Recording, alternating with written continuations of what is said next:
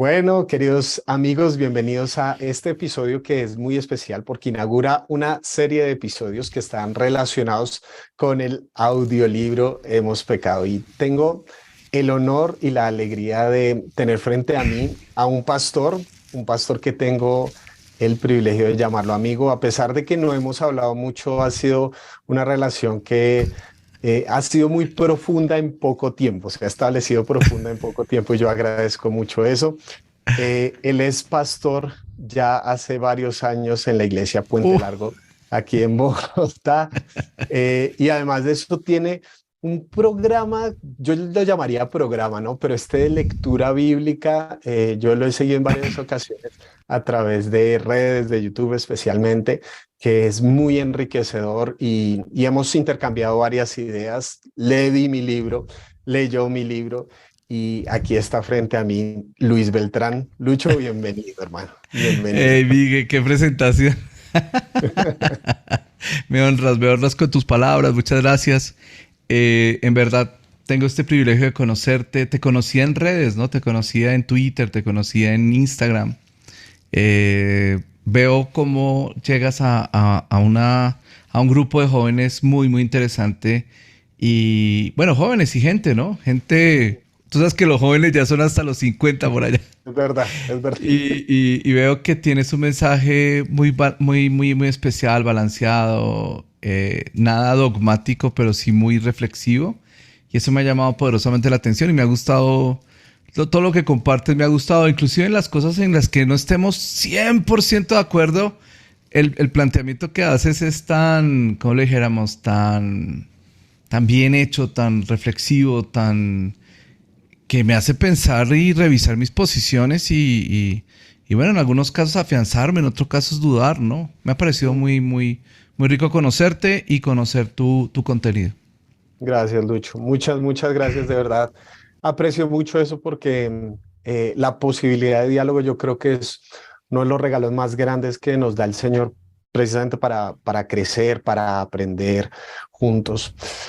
Pues entremos un poquito en materia, Lucho. La idea que tenemos en mente con estos episodios que vienen es ir dialogando sobre capítulos del libro y del audiolibro Hemos Pecado, que obviamente nos irán conectando con temáticas muy específicas.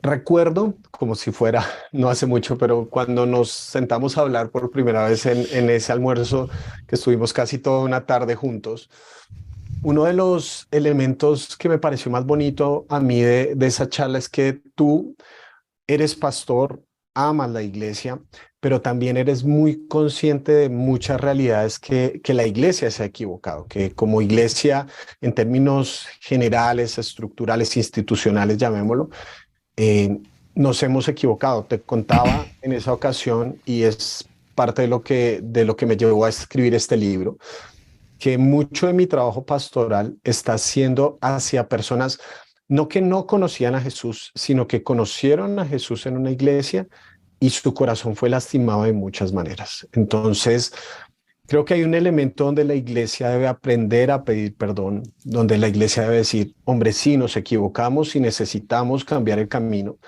Y el espíritu de este libro nunca ha sido simplemente criticar la iglesia, sino un ejercicio autocrítico donde nos miramos a nosotros mismos y ojalá con la ayuda del Señor transformamos el camino. Entonces, creo que tiene un valor muy especial y por eso pensé en ti primeramente. Un pastor, o sea, no simplemente somos personas que, bueno, dolidos de la iglesia que se les ocurrió hablar de esto, sino somos personas que amamos la iglesia y que reconocemos sus fallas y que queremos una iglesia más parecida a Jesús. Entonces, eh, Luchito, no sé si cuando lees y escuchas esa introducción, esa apertura, ¿qué te hizo pensar? ¿Qué te hizo pensar este elemento de la necesidad de la iglesia de pedir perdón? Nos engañaste, ¿no? Nos engañaste diciéndonos que no ibas a hacer introducción, sino el capítulo cero. Y en la mitad del capítulo dices, bueno, les tengo que ser sincero. Esto sí Es es una una iglesia. introducción, ¿no? Es verdad, es verdad. No, el libro está espectacular, en serio que ese libro hay que leerlo y hay que predicarlo. Yo estoy preparándome para invitarte a que compartas en nuestra comunidad y en nuestras comunidades porque creo que este mensaje tenemos que escucharlo y tenemos que revisarnos. Cuando comencé el ministerio, en el año más o menos 98, eh, ocurría algo interesante en aquel tiempo en general, digamos en general, y era que los pastores eran muy perfectos. Cuando uno escuchaba las prédicas de nuestros pastores en aquel tiempo, y no solamente hablo de los de mi comunidad, sino en general, ellos eran pero súper perfectos, o sea, era una perfección tan inmaculada que uno decía, wow. Nunca seremos como ellos, ¿no? Nunca seremos como ellos. Y así crecí en mi cristianismo, crecí viendo eso. Entonces, algún día, en la medida en que me empecé a acercar a la estructura de las congregaciones y conocer esa otra parte, digamos, ya de ver, olerlos, conocer su sudor, conocer sus lágrimas, conocer sus momentos, ver algunos de ellos caer en pecado, caer en cosas y en algunos casos ocultarlo, manejarlo de otras maneras. Pero tarde que temprano esas cosas se vuelven tan escandalosas.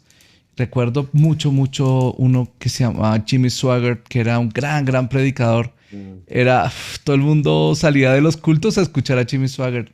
Y de pronto vino un gran escándalo y eso no podíamos creer lo que estaba pasando, o sea, en mi juventud, en mi niñez espiritual. Y entonces tomé una decisión muy intuitiva y fue, bueno, ahora que me toca asumir a mí el ministerio y toda esa cuestión en mi congregación, una de las cosas que me propuse y lo hice muy intencionalmente fue, ¿sabes qué? Yo quiero ser el mismo abajo en la tarima o arriba, tratar de ser el mismo y tratar de ser genuino y de contar mis luchas y de mostrarle a la iglesia que en mis prédicas que lucho y que logro en algunos casos vencer con el consejo bíblico y en otros casos pues que estoy en la lucha de derrotar ciertas cosas y así he tratado de ser en este tiempo.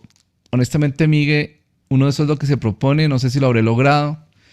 Eh, en estos días un chico en Twitter me decía, claro, estás entrando en la moda de tratar de ser así, de ser, ¿no? Sincero y no sé qué, es para ganarte a la gente, por empatizar.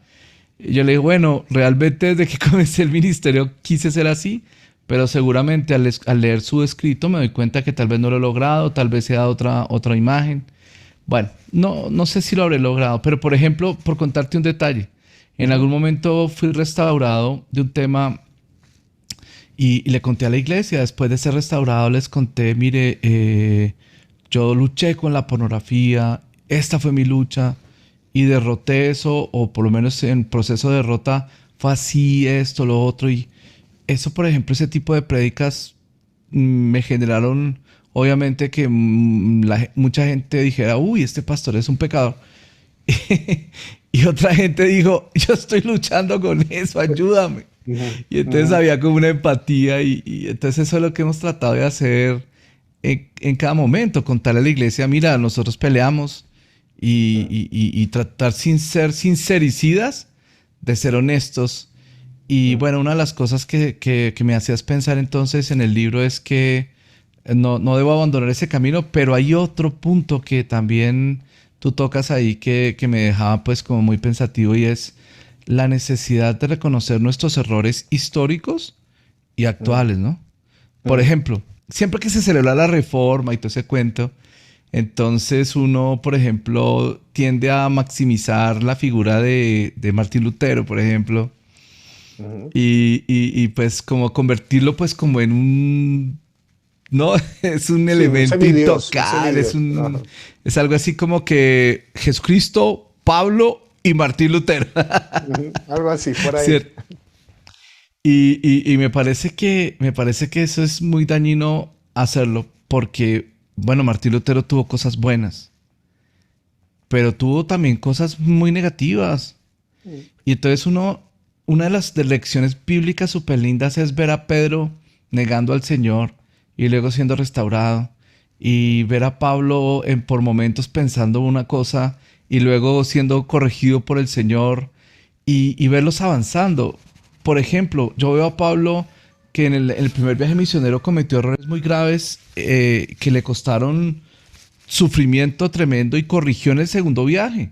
Y luego en el tercer viaje volvió y corrigió porque en el primer viaje puso ancianos así locamente y eso después, todas esas iglesias fueron contaminadas por los judaizantes de Jerusalén y en el segundo viaje entonces él dijo, no, me voy a quedar yo más como en una iglesia, menos, voy a abarcar menos, voy a quedarme como en Corinto y después la iglesia de Corinto terminó en un despelote carismático, tú sabes, de pecado y todo.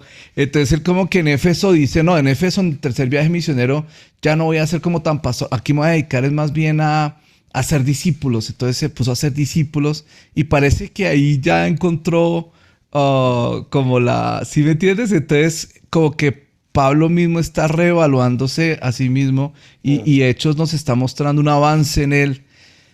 Entonces, pues por ejemplo, Martín Lutero al final de sus años escribió cosas horribles sobre los judíos, antisemitismo, bueno, y cometió muchos errores y también, pues, él no fue un personaje perfecto. Entonces me gusta mostrar que en la Biblia los personajes se mostraron con sus pecados y sus fallas y todo, y mostrar que todos y hay momentos en donde tendríamos que pedir perdón.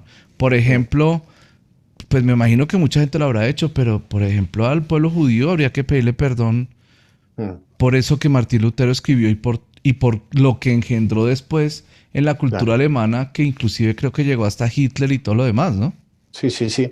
De hecho, bueno, ya eso, spoiler, pero en el último capítulo vamos a hablar de eso porque lo que tú dices, siempre estas ideas van a tener consecuencias, para bien o Claro, para mal, para bien o para mal. Entonces, claro. por ejemplo, ahorita hablabas la idea de los pastores inmaculados y todas estas cuestiones, que en ocasiones era la idea de, a medida que tú vas avanzando o subiendo en una escalera de ministerio o algo así, pues se supone que debe ser más perfecto, más inmaculado y toda esta cuestión. Entonces, en muchos sentidos, yo estoy viendo que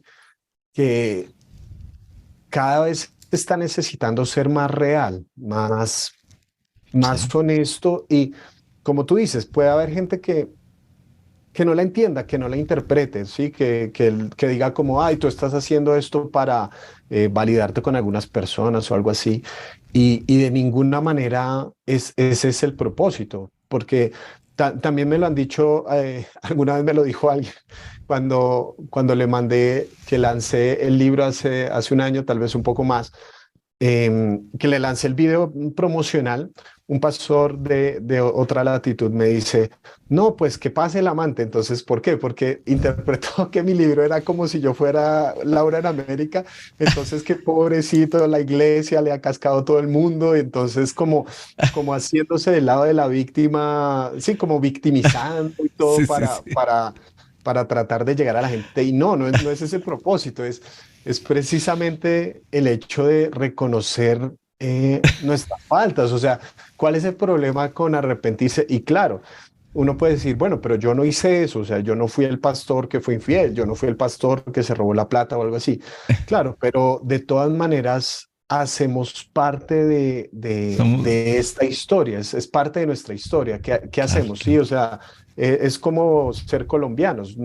Probablemente nunca hemos empuñado un arma, pero la cultura de la violencia está dentro de nosotros y hacemos Claro. parte de esta cultura, estamos tratando con la ayuda del Señor de restaurar estas visiones. Entonces, eh, sí, te entiendo perfectamente y yo planteo que deberíamos pensar también ese camino, ¿no? No la iglesia ideal, sino la iglesia real. Claro, Y la iglesia al final de la historia no son instituciones, somos personas. exacto. Entonces, claro, hay un lenguaje donde el pastor, pues obviamente se puede presentar como el inmaculado y toda la cuestión. Y eso es muy chévere también para el ego, porque nos presentamos como los increíbles, los dignos de admirar, los Claro, fantásticos. claro. No es fácil. O sea, esto que acabas de hacer, que también es un acto de vulnerabilidad, que lo hiciste en frente de tu comunidad, de vean, esto es parte de mi historia, esto es parte de mi realidad, han sido parte de mis luchas Es curioso, creo yo, como muchas veces nosotros necesitamos idealizar a alguien, como que nos redimimos a través del pastor perfecto. Yo no alcanzo, yo no soy capaz, entonces este pastor que sí la tiene clara, él sí es capaz y como que me redimo a través de él, pero cuando vengo y me encuentro con un ser humano, con una persona de carne y hueso, como que el evangelio cobra un sentido diferente, ¿no? Como que no Claro, estamos en una carrera de ascenso, sino que, como dice el Señor, al final es bastarse de la gracia del Señor en diferentes áreas. Tú superaste luchas, hoy tendrás otras. Y claro, vamos caminando, ¿no es cierto? Mi lucha de adolescente es distinta hoy a mi lucha como padre de dos claro. niños pequeños que serán distintas cuando sean unos adolescentes. Entonces, qué valor tan grande, creo yo, esa escena que hablas, ese personaje a mí, Pedro, siempre me ha impactado mucho y siempre he estado muy conectado con él, porque si algo me parece hermoso de la restauración que le hace Jesús, es que Jesús sabía que Pedro lo iba a negar. Claro. ¿Qué quiero decir con esto? Que hay ocasiones donde muchos de nosotros, en retiros, congresos, eventos, imposición de manos, obviamente decimos, Señor, no te voy a negar, ahora sí, mejor dicho, Señor, acabo con todo de lo malo y voy a lo mejor.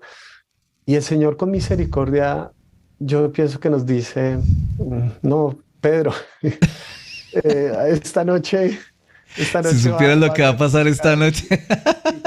Pero lo bonito de eso es que el Señor, conociendo la debilidad de Pedro, no la usa para hundirlo más, sino que le dice, Pedro, pero aún así yo voy a usarte. O sea, después de esa negación, nos vamos a volver a encontrar y yo te voy a seguir usando. Sí, yo te espero en Galilea, yo sigo contando contigo como discípulo. Eso es precisamente la esencia de esto que estamos queriendo transmitir. No, Como, Miguel, como mira, Pedro mira hemos negado, ¿no? la conversación al final de Jesús con Pedro, después de que le Mm, pregunta, ¿me amas? Todo eso que es tan lindo, restaurarlo en el mismo ambiente donde cayó ahí en el fuego. O sea, mm, todo eso es una escena súper bella, pero me parece que lo principal y que muchos hemos desconocido es decirle, yo sé que al final de tus días tú vas a mm, extender tus manos y te va a sujetar a alguien que no mm, quieres. Y dice Juan, dando a entender en qué forma iba a morir. En otras palabras, Pedro, tú vas a morir por mí al final. mm. Sí, sí, Yo sí, creo en ti, ¿sí me entiendes? Yo creo en sí. ti y creo que eso que te propusiste, que aunque en la carne y tal vez sin mucha preparación no lo pudiste lograr ahorita, lo vas a lograr después porque va a llegar un día en que te van a matar y vas a Mm, ser martirizado por causa de mí.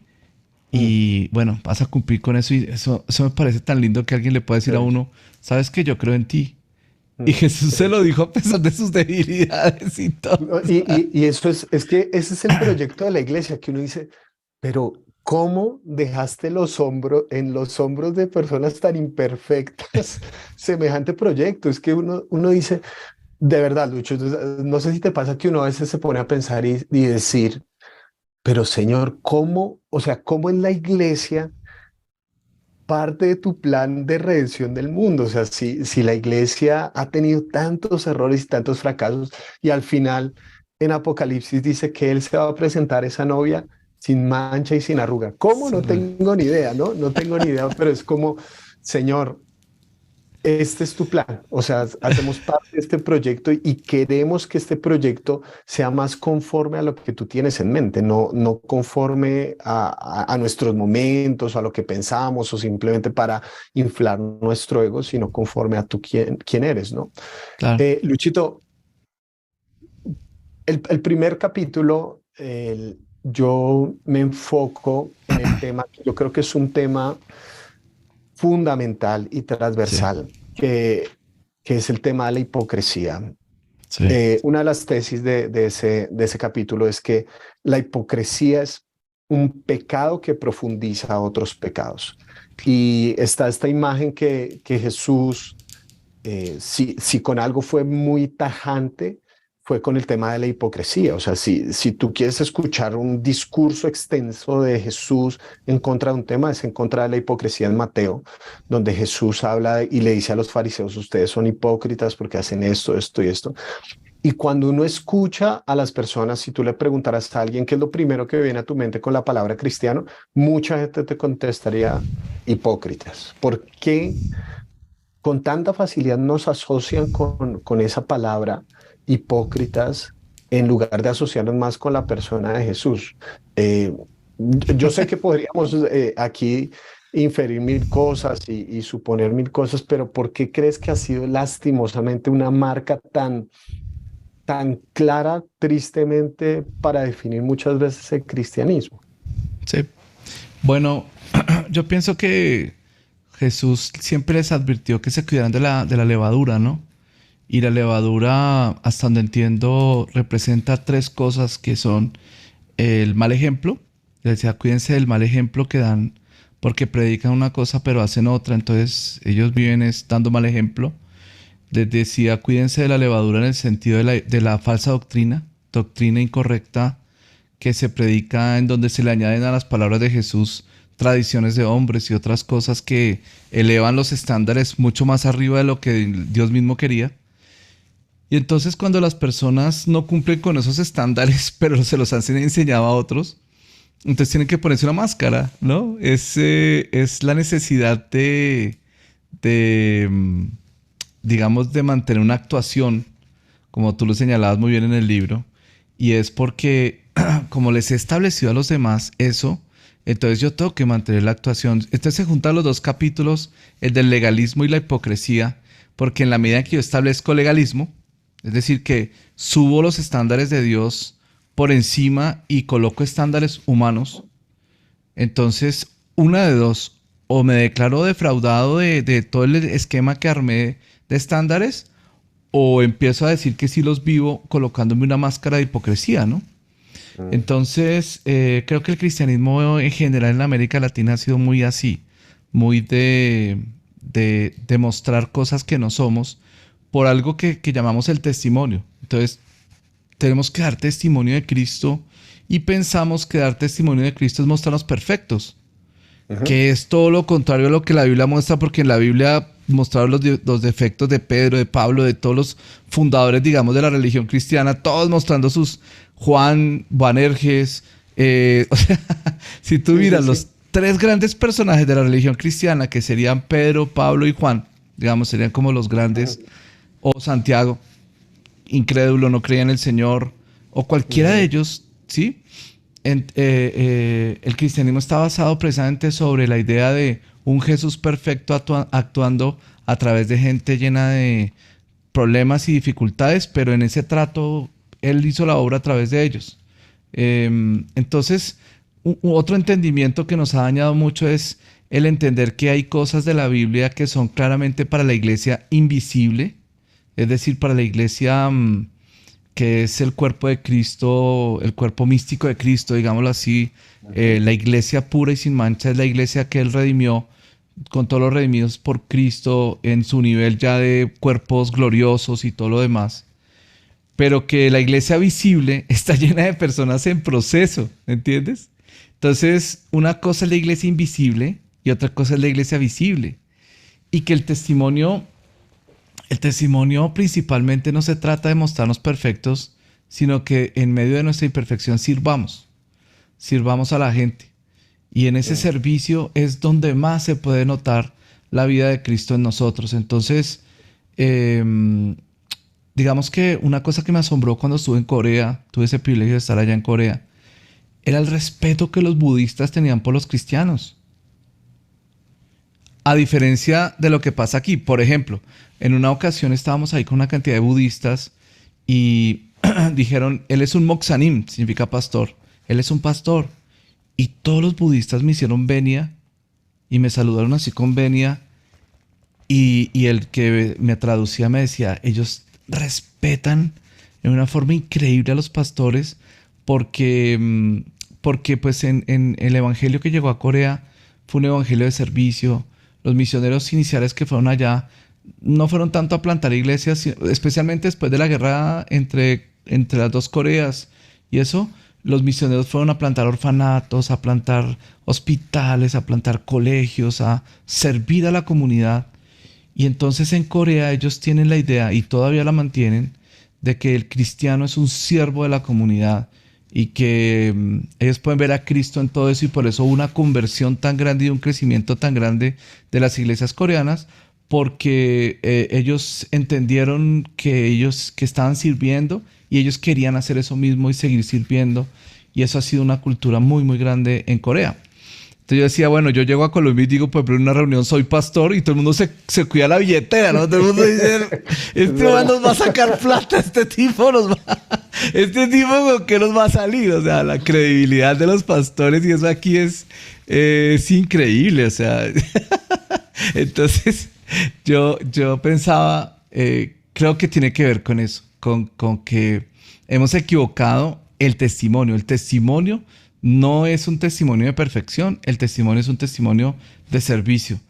Y creo que Jesús lo dijo claro, él dijo, mire, ustedes tienen que servir, ¿sí? Y en el servicio es que van a ser perfeccionados, en el servicio es que van a ser, es decir, que tienes tanto tiempo sirviendo que no tienes tiempo para pecar, ¿me entiendes? En cambio, cuando una persona está poniéndose una máscara y mostrándose como no es, tiene mucho tiempo para meditar cómo pecar y cómo volverse un pecador empedernido. Entonces yo creo que tiene que ver con eso, tiene que ver con entrar en una fachada para dar un testimonio que al apóstol no ha sido tan efectivo como pensábamos, y que por el contrario ha dañado a muchísima gente, porque la gente dice, oiga, qué lindos, son perfectos, y después cuando ya ahondan en nuestras realidades, se dan cuenta de lo terribles que hay, de las cosas tan terribles que pasan, ¿no? Entonces, no sé, Miguel, yo creo que tiene que ver con eso. Luchito, yo estaba pensando en cuánto de nuestro servicio es interesado, es decir, porque quiero que ahondes un Claro, momento más en eso, en esa historia de Corea, porque a claro, veces somos siervos para que la gente venga, en lugar de claro, servir desinteresadamente y por amor. claro, Entonces, claro. o sea, tú me contaste un poquito de esta historia de los hospitales y todas estas cuestiones. Quiero que Sí. ahondes un poquito en eso. Bueno, es que yo creo que, digamos, yo creo que la palabra caridad en el hebreo es una palabra que está relacionada no solamente con digamos, como con el simple hecho de ayudar a otros, sino la lucha de la justicia y de la justicia social, digamos. Eh, Uno tiene que ser muy equilibrado en la palabra, uno no puede irse para un extremo o para el otro. Y la realidad es que creo que los cristianos debemos luchar por las causas de justicia y de estar con los necesitados. O sea, uno ve a Jesús tan tocando a los que nadie tocaba, ¿no? Eh, entonces creo yo que servir no debe ser una cosa de que, entonces sirvamos para que nuestras iglesias se llenen. O sirvamos para que la gente pueda, no sé, para que tener crecimiento, y entonces, porque es que todo se volvió crecimiento, ¿me entiendes? Entonces, lo que conocí en Corea, el espíritu que vi en Corea era de gente que servía a la sociedad, básicamente porque entendían que un ser humano necesita ese servicio, y lo hacían desinteresadamente sin buscar que ellos se convirtieran realmente, sino simplemente sirviendo.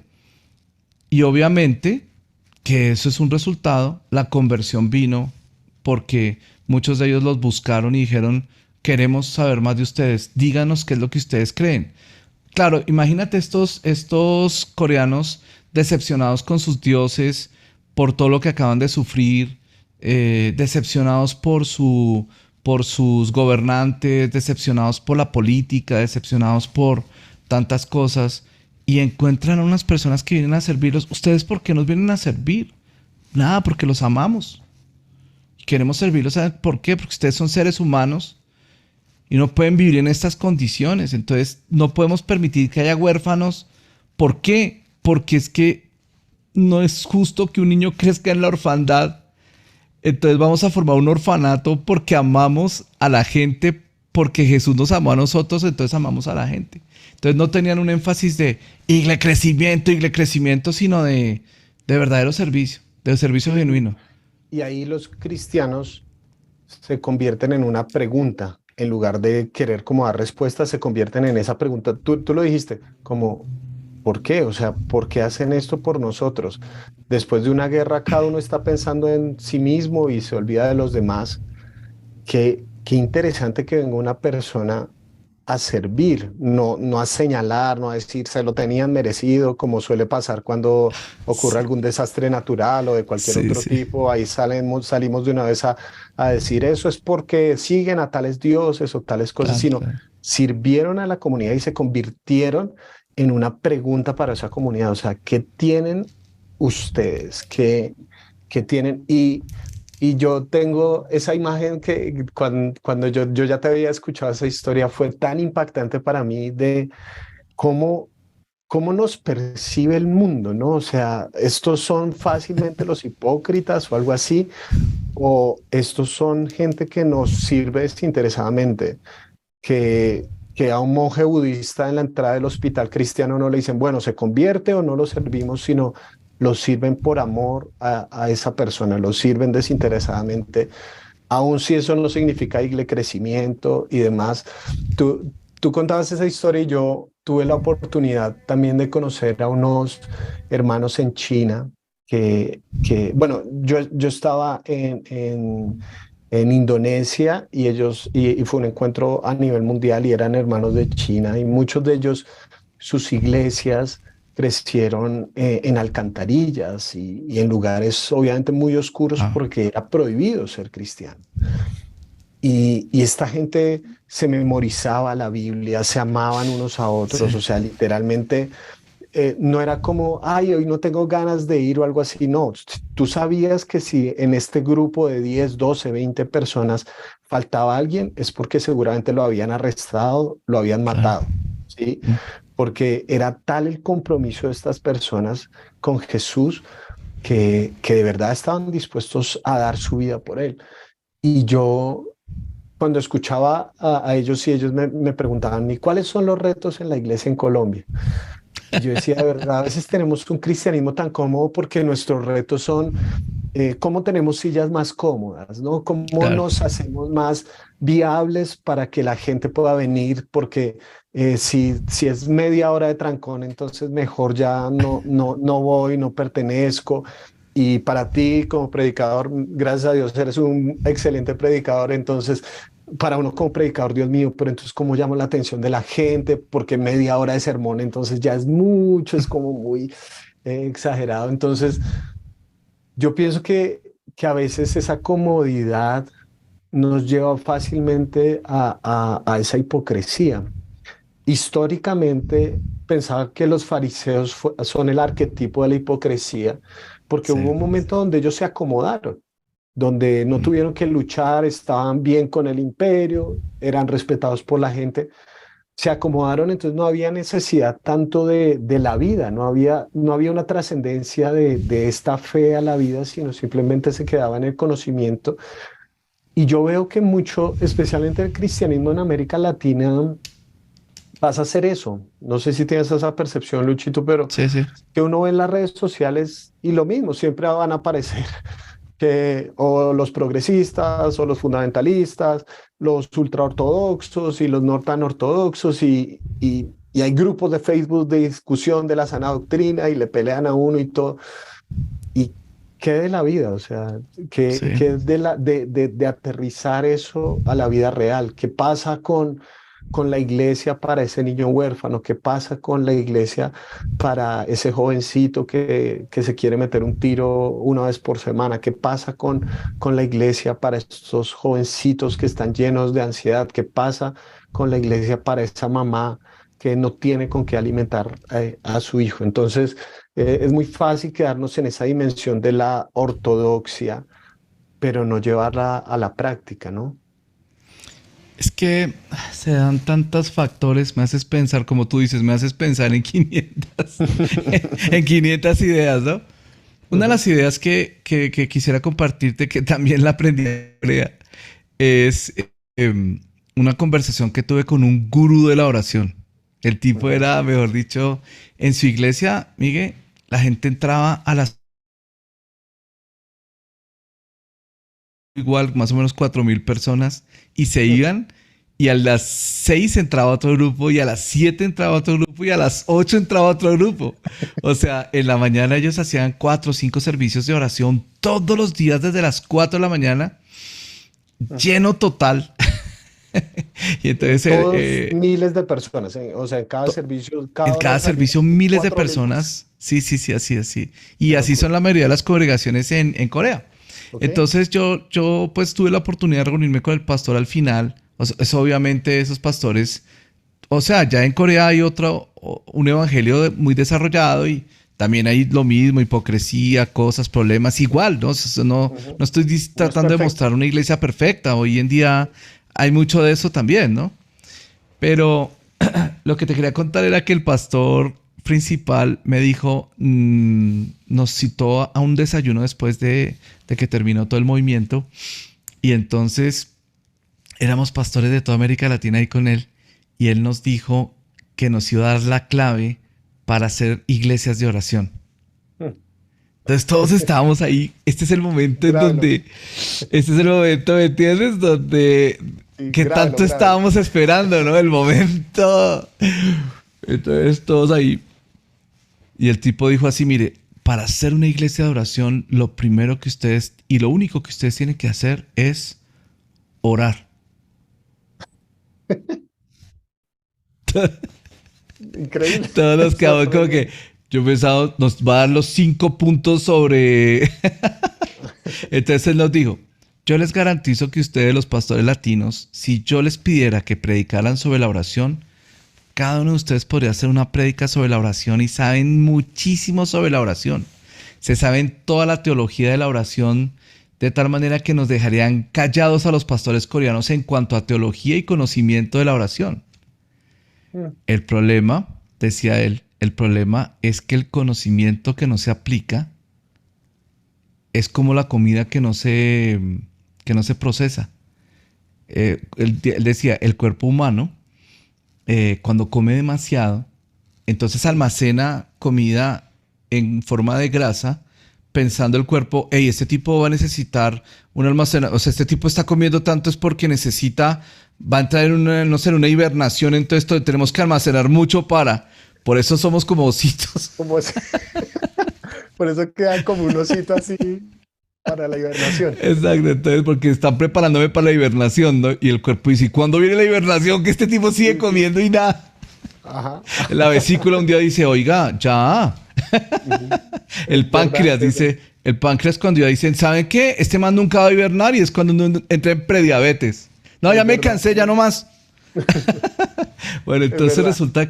resulta que él nos decía que así como el cuerpo humano, cuando consume demasiada comida que no utiliza, energía que no utiliza, se engorda, él decía que el conocimiento también sin aplicación engorda. Y ese engordarse se llama orgullo, se llama vanagloria, ¿no? Uf. Entonces él decía que somos muy dados a saber demasiado, a hacer poco, y esa vanagloria es la que nos hace ser un poco hipócritas, Mm. porque claro, cuando tú sabes mucho y aplicas poco, tienes que ponerte una máscara, tienes que ponerte una máscara, porque tu vida es una cosa y tu enseñanza es otra. Eres capaz de predicar de todo lo que te imagines, pero no vivirlo. Otro ejemplo que tiene que ver también con tu capítulo 2, perdóname que te cambie un poco Me Estuve en spoileé. una No, pero no iglesia, hay problema. Te estuve en acepto una ese spoiler, iglesia. no hay problema. Es que están muy conectados los temas. Sí, sí, O sí, sí, sea, sí. yo podría hacerte una conexión entre todos los temas de tu libro porque todos parten de la hipocresía, pero todos están súper bien conectados. Es un Ujú. libro magistralmente hecho, la verdad. Tan bella. Muchas gracias.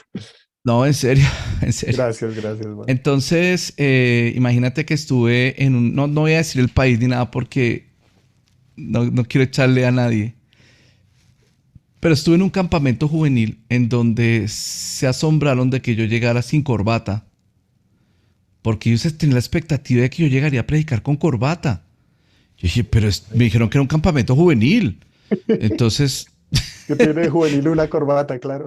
entonces yo dije, bueno, y salen todos en corbata y toda esa cuestión a leer un acta y dice, la junta directiva de la congregación se reunió y debatió y llegó a la conclusión de que por primera vez en los 22 años que llevamos de campamento juvenil, vamos a permitir la entrada de los jóvenes a la piscina.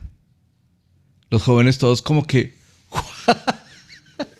Y Después entonces, de, imagínate, de 22 años entonces, podemos conocer una piscina. entonces dice, pero tienen que estar vestidos con bata, no sé qué, desde aquí hasta los pies, o sea, eso tenían que entrar a la piscina prácticamente en corbata. Las mujeres tenían que ser revisadas por la misionera, no sé qué, que las duchaban y miraban si se les transparentaban las camisas. Bueno, era una cosa, un reglamento, pero una cosa que yo decía, pero es que esto yo no Qué lo he locura. visto en ningún lado del mundo, ¿no? Me quedé asombrado. Yo dije, no, esto es... esta gente es súper santa, hermano. Yo soy un pecador, pero de lo peor. De los peores. Sí, sí, sí. Sí, yo soy. Bueno, y creo que la verdad. Por eso lo de la corbata, por eso llegó sin corbata. Es que Porque soy un ahí se ve, pecador. Lucho.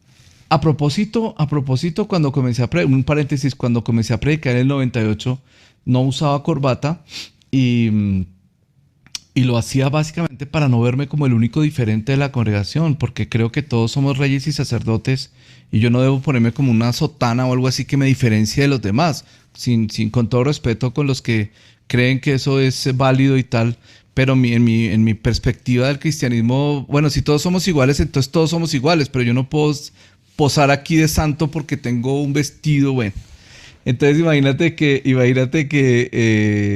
bueno, se acabó el bendito campamento. Y cuando llegamos a la casa de ya el pastor y yo ya pues como enfilándonos a venirnos, entonces él me dice, no tengo cómo cubrirte los pasajes. Yo le dije, no, no, no te preocupes, no hay problema. O sea, nosotros nos pagamos nuestros pasajes y venimos a servir con todo el cariño. No te preocupes, en serio. Luego nos dijo, tampoco tengo con qué darte una ofrenda. Yo le dije, mira, por favor, no te preocupes, en serio, que nosotros no vinimos por eso, ¿sí? No te preocupes, en serio. Ellos se estaban sintiendo muy mal por eso. Yo le dije, mire, no hay problema, o sea, nosotros no venimos por eso, vinimos a servir al cuerpo de Cristo, en fin, vimos una oportunidad. Y creo que el Señor de verdad nos usó en dar una palabra, pero mira lo que me pasa. Entonces el pastor dice, pero queremos llevarlos a unas piscinas de agua caliente, de termales y tal, para que ustedes disfruten y no sé qué y tal. Y nosotros, no, qué jartera, la verdad es que si mi esposa y eso me da jartera, no, que vamos, que no sé qué. Y bueno, y el traductor que iba conmigo dijo, sí, vamos. Entonces yo dije, bueno, listo, vamos. Cuando llegamos a la bendita piscina, yo me pongo a pensar, miércoles, y estos tipos ahora saldrán con su vestido desde aquí hasta acá y yo, Ujú. ¿cómo voy a Sin salir? zapatos. Entonces yo me sentí como, wow, entonces yo traté de ponerme la pantaloneta más grande que yo tenía, la camiseta más grande, salir, la Con hipocresía, ¿no, gorro de Miguel? baño La así, todo. hipocresía. Me metí en la hipocresía. Bueno, o sea, no, no te puedo negar, esto fue en Brasil, esto pasó en Brasil, tengo que decirlo porque para que me entiendas lo que viene, tengo que decirlo. Ok, ok. La Cuando verdad de es que no pronto, estamos hablando en portugués ni nada, entonces no sabemos si tenemos ese alcance, pero bueno. cuando de pronto salen ellos, los pastores, salen con unos vestidos de baño, de esos vestidos de baño de tanga brasilera, hermano, Decía narizona, o sea, ese el carnaval de tipo, Río. esos tipos me tenían asustado porque esos vestidos de baño daban susto en serio. Yo decía, córrese para allá que me tiene amenazado. Ay, Dios mío, Lucho. Y yo en verdad me sentí muy mal. Entonces yo les pregunté, oigan, pero ustedes semejante reglamento que le han puesto a la gente en ese campamento y toda esa cuestión, y ahora vienen aquí Entonces ellos me dijeron, no, lo que pasa es que el pueblo es ignorante y ellos no entienden, nosotros sí conocemos los principios y nosotros sí Entonces yo dije, Mm, mm. o sea, es lo que decía Jesús, a los demás les pones cargas que tú no estás dispuesto a mover ni con un solo dedo. Y creo que eso tiene mucho que ver con esa misma hipocresía. Es como decir, mira, yo ante el pueblo me tengo que mostrar así para que ellos crean en el Señor, pero yo Mm, realmente soy otro. sí, Entonces, me da la impresión que lo que tú escribías en el libro me pareció tan bello, eso que decía, ¿cuál es tu tesoro? ¿Es tu tesoro al final Dios? ¿Realmente es Dios tu tesoro? ¿O mm, tu tesoro es tu reputación, mostrarte? Mostrarte mm, ante los demás, como lo Saúl, que ¿no? piensen los otros. Para que los demás piensen de ti, o eres como David, que en un momento dado David, aunque también tapó, en fin, pero al final reconoció y Mm, reconoció en una honestidad que hizo que inclusive Dios se olvidara de su pecado. Le dijo a Salomón un día, sé como tu papá, que era perfecto en todos sus caminos. Si hubiera sido Salomón, le hubiera dicho, ¿qué? ¿No leíste la Biblia a Dios? Sí, el ¿Qué hombre pasó, hizo. mi papá? Te recuerdo que el hombre no colaboró mucho. Que nunca Sí. leíste el Salmo 51, nunca leíste el Salmo 32, nunca leíste... No, lo que Mm, pasa es que precisamente tu papá fue tan sincero y honesto y confesó sus cosas de tal manera que nacionalmente fue perdonado y bueno, Dios lo perdonó. Es una cosa inexplicable, pero así fue. Entonces, digo yo que este tipo de cosas que estamos hablando que apenas aruñamos por encima, son las mismas cosas que llevan a tantos pastores a después descubrir que violaron niños, que abusaron de chicas. Hombre, yo hablaba en estos días con una familia que me contaban una historia tan sobrecogedora, en donde eh, el pastor pudo llegar a puntos tan desgraciados como sostener relaciones sexuales obligando a una chica y luego de ahí pararse en el púlpito y predicar sobre la santidad mm, mm. y hacerle a todo el mundo pasar a hablar de virginidad y de cosas así y yo decía, es que, ay Señor, ayúdanos a...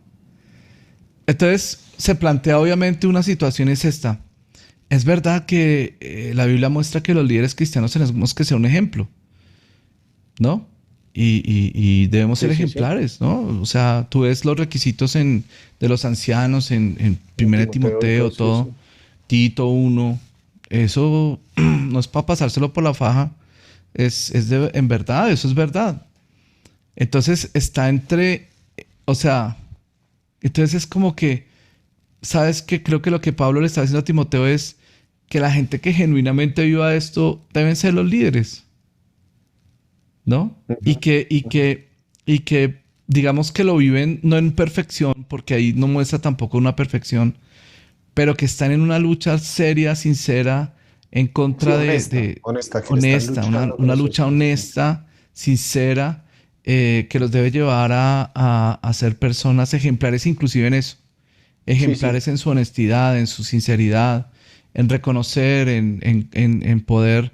Y a mí me parece que cuando se distensiona el cristianismo y uno es sincero, honesto, la gracia viene y te santifica. La gracia, el Espíritu Santo es el que te produce en tu vida el querer como el hacer. Es el Espíritu Santo y la vida de Cristo a través de ti la que se empieza a manifestar y mm, como que hay una belleza de vida cristiana muy genuina, ¿no? Muy especial. sí. Yo cierro ese capítulo 1 diciendo lo que no es la hipocresía y va muy de acuerdo con esto que estás planteando y es que no es hipócrita aceptar que tenemos errores, es Ujú. simplemente honesto. Si la gente tiene la idea de que ser cristiano es ser perfecto, pues no, que deseche esa idea, porque todos somos pecadores en proceso de rehabilitación. Lo que yo veo es que precisamente como nos hemos enfocado tanto en solidificar el personaje en lugar de trabajar con la persona, entonces tenemos que aparentar que somos buenos maridos, tenemos que aparentar que somos buenos padres en lugar de entenderlo como un deseo genuino y real, pero que tenemos nuestros errores y nuestras equivocaciones. O sea, aceptar que en ocasiones se me salta la piedra con mis hijos, con frecuencia lucho con mi esposa con cosas por mi orgullo y por mi ego, entonces ya me salí del ministerio. No significa eso, significa construir una clase de iglesia que sea capaz de ser honesta. ¿Por qué? Porque nos interesa más el corazón que la posición, nos interesa más eh, una verdadera santidad que un servicio, un ministerio, un título, nos interesa más la honestidad de decir, vean, saben que yo también estoy roto. A mí siempre un pasaje que me ha impresionado mucho es ese de Pablo. O sea, Pablo, el tipo que había subido al tercer cielo, que en ese texto en Corintios, él está ufanándose de esta iglesia precisamente que tenía todos estos líos, no solo carismáticos, sino como carismaniáticos, de un montón de locuras ahí. Esta gente tenía un montón de cosas como para ufanarse, ¿no? Entonces, ¿quién profetizaba más? ¿Quién hablaba más en lenguas? Y Pablo dice, bueno, ¿quieren jugar ese juego? ¿Saben que yo fui hasta el tercer cielo? Mejor dicho, casi me siento al lado de Dios allá en el trono y nos pegamos una conversadita. Y Pablo dice, pero tengo un aguijón en la carne, ¿sí? Claro. Y me podría gloriar de esa visión gloriosa que tuve y todo. Pablo, o sea, el tipo que escribió un porcentaje importantísimo de la Biblia, de lo que Sí, hoy sí, predicamos y seguimos profundizando, sí, él le sí. pidió al Señor, quítame este aguijón. Y el Señor le dice, te basta mi gracia porque mi poder se perfecciona en la debilidad. Yo creo que eso es algo que no podemos olvidar, que La nuestras gracia. debilidades deberían ser un recordatorio de que estamos, donde quiera que estemos en el futuro, en el presente, por la gracia de Dios, que los pastores somos pastores por la gracia de Dios, los de la alabanza son alabanza por la gracia de Dios, los que simplemente asisten a una iglesia son por la gracia del Señor y que el Señor su poder lo perfecciona precisamente ahí, cuando somos capaces de mostrar nuestras heridas. O sea, a mí eso estaba reflexionando en estos días lo que me impresiona de la cruz, bueno, de la resurrección, de hecho, cuando Tomás duda y dice, bueno, si yo veo los huecos en su mano, ahí yo creo. Que muy fácilmente nosotros señalamos a Tomás tan incrédulo y todas esas, a ver si nosotros no hubiéramos hecho como, oiga, así como así que un resucitado y todas estas cuestiones. A mí algo que me impresiona es que Jesús le mostró las heridas. Lo que quiere decir es que Jesús siguió con esas heridas después, o sea, resucitó. El tipo se hubiera podido haber hecho un street makeover, pero mantuvo las heridas de la cruz, como que aún Mm. después de eso le mostró, yo pasé por ahí, la cruz no se fue simplemente como un apéndice indeseable de la historia, sino yo también pasé por ahí. Cuán importante pasa a ser una iglesia que no simplemente se ufane de la resurrección, sino que aún en los momentos más gloriosos pueda mostrar también, vean, Sus heridas, sus soy cicatrices. yo. Esas son las cicatrices, ¿sí? La cruz también ocurrió. Eh, sí, eso, yo espero que podamos, es un riesgo, ¿no? Pero que podamos aprender a ser una iglesia más vulnerable y en ese proceso Ay, Señor, ser más parecida a Jesús, creo yo, ¿no? ayúdanos, ¿no? Mm, Miguel, hay otro asunto que complementar también. Es que todo lo que estamos hablando está tan chévere. ujú. Es Tú verdad. y yo No, sí, estamos tú y yo estamos arreglando a la iglesia sí, cristiana. aquí la estamos cambiando. En estos 45 minutos todo va a cambiar. Em, ¿Te has dado cuenta que la justicia y digamos, y la verdad, más allá de solamente, digamos, como el principio aparente que tienen, son fuerzas Ujú, que se equilibran, fuerzas ujú, que cuando hay una batalla en la verdad lucha por salir a la luz.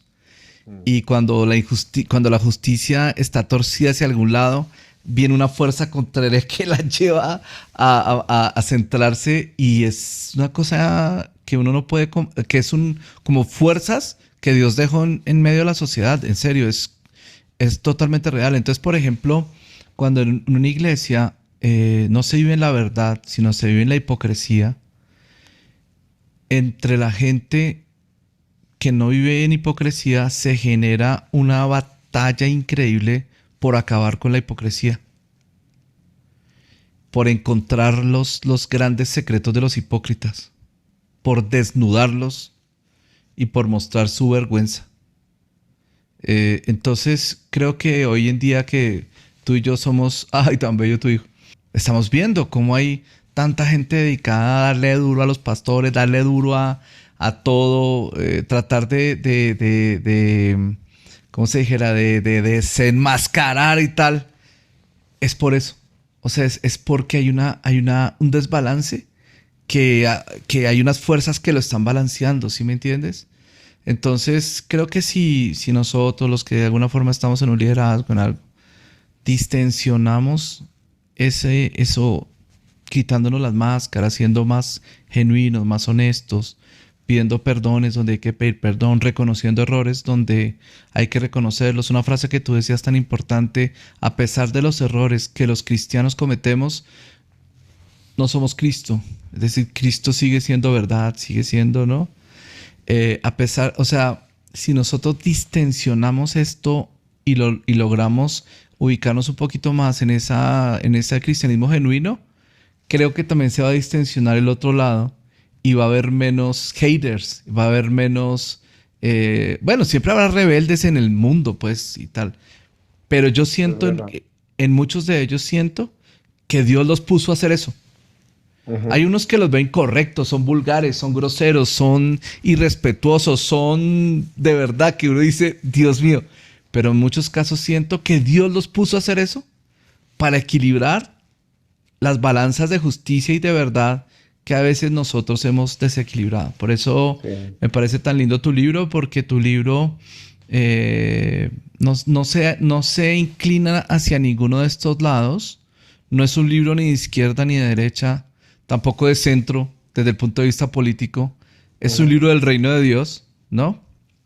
Es un libro en donde tú no pasas como ser como un progre, digámoslo así, sino en donde tú no te pones ningún tipo de título ni de aproximación, sino simplemente como un cristiano que genuinamente ve que necesitamos hacer una autorrevisión y que tenemos que hacer unos cambios para ser esa iglesia que representa a Cristo en esta generación.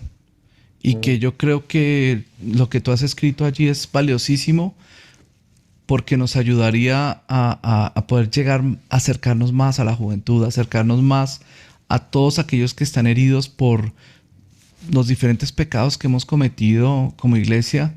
Y bueno, yo creo que por eso me ha impactado tremendamente el libro, mi querido Migue, y Qué por lindo. eso he aceptado con tanto cariño y sintiéndome privilegiado de estar en este Gracias. podcast contigo. No, pues Luchito, de verdad, gracias por este tiempo. Yo siempre no solo disfruto hablar contigo, sino aprendo mucho y de verdad que le pido al Señor siempre que ojalá, si hay una referencia de verdad, en parte, aprendo de tantos pastores y todo, pero yo veo tu corazón y tu amor por la iglesia y yo digo, qué lindo eso, o sea, qué lindo poder haber pasado la historia, tantas historias, escuchado tantas cosas, seguir amando a la iglesia, seguir sirviéndola y siendo tan genuino de tantas maneras. El Señor te ha dado esa capacidad, te ha dado muchas plataformas y posibilidades y es muy bello, de verdad. Y lo digo no solo porque seas el invitado y es la hora de echarnos flores, sino que lo digo en serio de esa humildad y ese valor esa cercanía. O sea, de verdad, yo creo que tuvimos ambos la misma sensación, como que nos vimos por primera vez para ese almuerzo y es como si nos conociéramos de años y de ninguna Claro. manera se sintió como la política que toca hacer el lobby con el pastor para caerle bien o algo así, sino que de verdad el Señor te ha dado un corazón muy especial y por eso yo decía, no, esta serie de conversaciones la tenemos que abrir con Lucho y te agradezco por este espacio, hermano. Gracias. De verdad, muchas Gracias. gracias, Luchito. Migue, Entonces, gracias. gracias de verdad. Lucho, pues queridos, gracias por este espacio, por este tiempo. Sigan a Dios mío. Lucho también por ahí, por sus redes y sigan lo que está haciendo. De verdad, lo que hace en la lectura bíblica de YouTube es extraordinario. Entonces, bueno, nos escuchamos en un próximo episodio. Un gran abrazo para todos.